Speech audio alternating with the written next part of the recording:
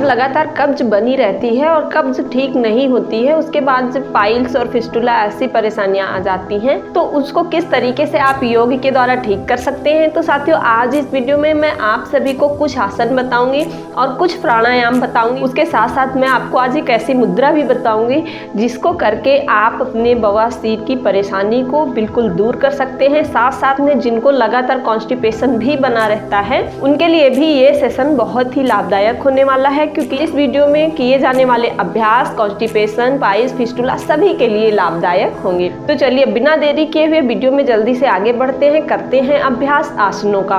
उसके पहले अभी तक आपने चैनल को सब्सक्राइब नहीं किया है तो प्लीज जल्दी से चैनल को सब्सक्राइब कर लीजिए और लाइक करके दोस्तों के साथ शेयर भी कर दिया करिए।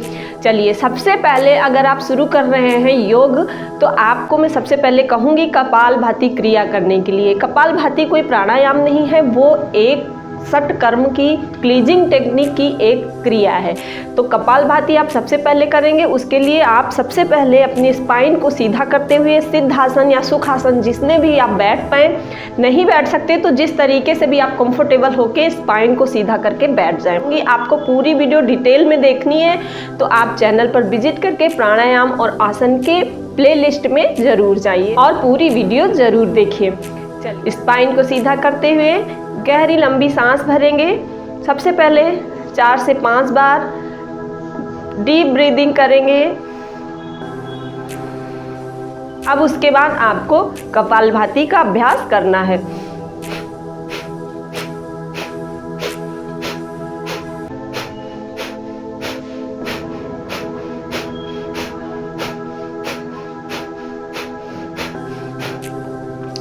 शुरू में आप जितनी देर इसको बहुत आराम से कर पाएँ, आपको थकान ना लगे और आप बहुत ज़्यादा जोर देके बिल्कुल ना करें। बहुत ही आराम से आपको ये क्रिया करनी है।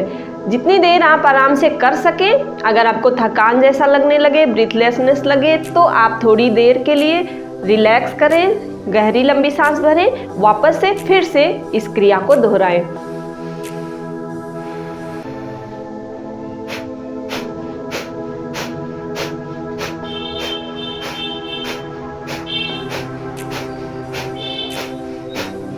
बस कपालभाति करते समय ये ध्यान रखना है कि आपकी जो सांस है आपकी नाभि चक्र तक जाए, पेट में भरे और फिर आपको नाक से बाहर निकालना है। सांस को आपके लंग्स में नहीं भरना है। इसके बाद हम आसन का अभ्यास करेंगे। आसनों में हम सबसे पहले करेंगे अर्धमत्स्येंद्रासन। उसके लिए हम इस तरीके से बैठ जाएंगे।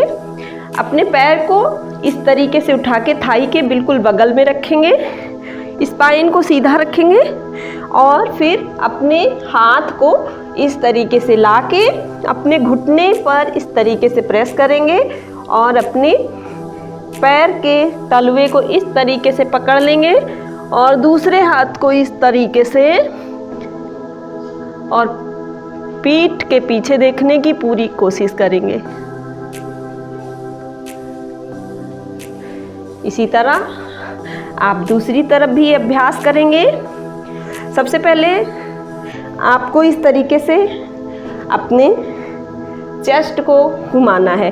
अगर आप उस तरह नहीं कर सकते तो आप इसका अभ्यास इस तरीके से भी कर सकते हैं। आप अपने हाथ को यहाँ पर हिप के पास और अपने घुटने पे थोड़ा सा प्रेशर डालना है और अपने चेस्ट को बिल्कुल जितना ट्विस्ट करके सामने की तरफ ला सकें लाएं।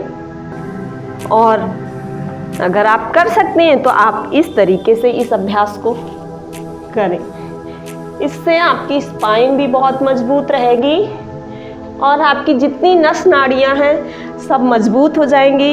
इस आसन का अभ्यास आप दोनों तरफ 3-3 बार कर सकते हैं। अगर आप ज़्यादा अभ्यास करना चाहें तो 5 बार भी इस अभ्यास को कर सकते हैं। बिल्कुल फोर्सफुली नहीं करना है। जिस आसन में आप जितनी देर आराम से रह सकें बस उतनी ही देर आपको रुकना है। अगला आसन हम करेंगे वज्रासन। वज्रासन के लिए इस तरीके से हम पैर को फैला के दंडासन में बैठ जाएंगे, स्पाइन को सीधा रखते हुए और इस तरीके से अपने घुटने को मोड़ लेंगे।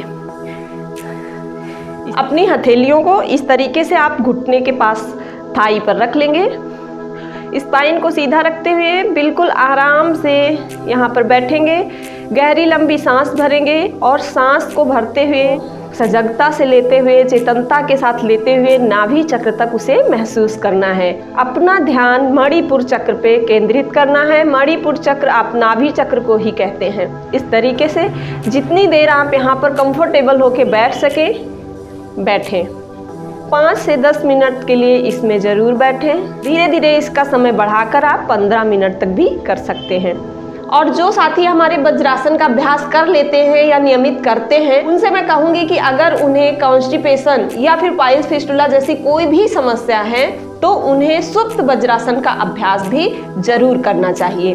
अब जो अगली क्रिया है वो है अश्विनी मुद्रा। अश्विनी मुद्रा के लिए आप सिद्धासन या सुखासन में बैठ जाएं या फिर दंडासन में भी बैठ सकते हैं।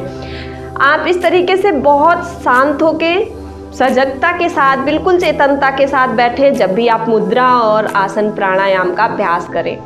बिल्कुल रिलैक्स रखें अपनी पूरी बॉडी को, अपने पूरे मन को, सभी चिंताओं से मुक्त कर लें खुद को, अपने मन को बस अपने भीतर चलती हुई सांसों में लगाएं। तो अश्विनी मुद्रा के लिए आपको करना क्या होगा, आपको अपने एनस वाले पार्ट को बस कॉन्ट्रैक्ट करना है और फिर उसे छोड़ देना है। बस वहाँ पे आपको संकुचन करना है, उसको खींच के ऊपर की तरफ रखना है और छोड़ना है, खींचना है और छोड़ना है, बस इस क्रिया को करना है।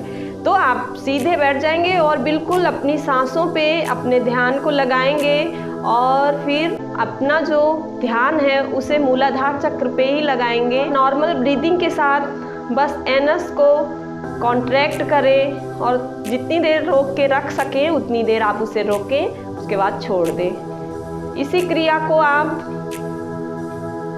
बस दोहराते रहें। 5 से 10 बार इस क्रिया को दोहराएं। अश्विनी मुद्रा के अभ्यास से आपको पाइल्स, फिस्टुला, इनफैक्ट कॉन्स्टिपेशन में भी बहुत लाभ मिलेगा। चलिए अगला अभ्यास जो आपको करना है वो है अनुलोम विलोम।